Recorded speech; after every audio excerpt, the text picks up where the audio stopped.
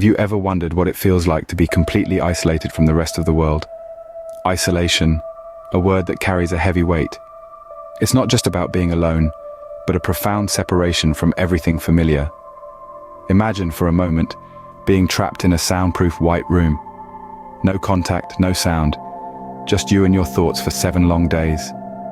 A daunting experiment, wouldn't you agree? Join us as we unravel the daunting reality of solitude, second by second, minute by minute, day by day. Day 1. The room is white, the silence deafening. As the initial discomfort settles in, the stark, sterile environment amplifies the sense of isolation. The absence of sound, save for one's own breathing, becomes a disquieting symphony of solitude. Unfamiliar with this level of quietude, the mind starts to waver, distress and anxiety creeping in like uninvited guests.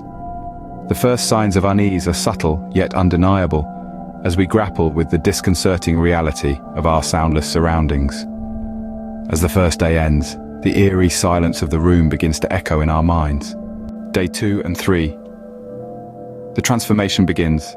This is when discomfort starts evolving into distress. As the hours pass, the body reacts to the isolation. Sleep patterns become disrupted, restlessness sets in, and appetite dwindles. It's as if the body is sounding an alarm, warning us of the unnatural circumstances we've placed ourselves in. Yet it's not just the physical changes that are noteworthy. The mind too begins its unsettling dance with solitude. Anxiety, once a faint whisper, becomes a deafening roar. Paranoia, like an unwelcome guest, makes its presence known. And loneliness, it amplifies, becoming a constant, suffocating companion. The white room, once a symbol of calm, starts to feel like a cage. It's a stark reminder that no matter how advanced or resilient we believe ourselves to be, our psyche and physiology are deeply interwoven with our need for human connection. By the end of day 3, the isolation has begun to gnaw at our sanity. Day 4 and 5. Welcome to the edge of madness. As we journey deeper into the abyss of isolation, the mind begins to waver and we teeter on the precipice of sanity. The psychological toll intensifies, manifesting in a bewildering array of hallucinations. Familiar objects morph into strange creatures, the silent walls echo with phantom whispers, and the stark whiteness blurs into an endless, disorienting haze.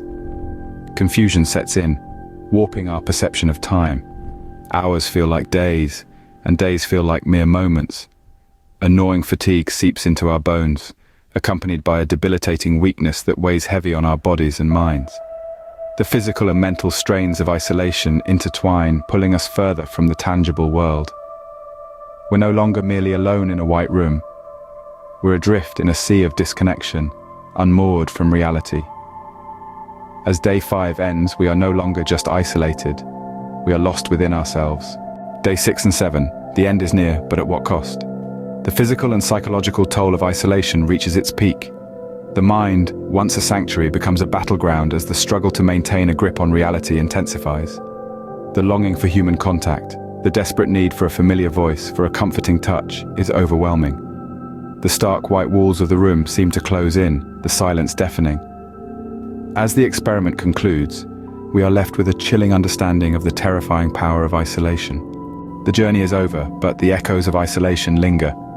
For 7 days, we immersed ourselves in silence, each passing moment amplifying the stark reality of being alone. We encountered the profound impact of isolation on the human psyche and physiology. Cognitive function waned, physical strength ebbed, and emotional stability crumbled. Amidst this ordeal, we learned the vital importance of human connection and social interaction. In the haunting silence of isolation, we have discovered a terrifying truth. We are, undeniably, social creatures. Without others, we are merely shadows of ourselves.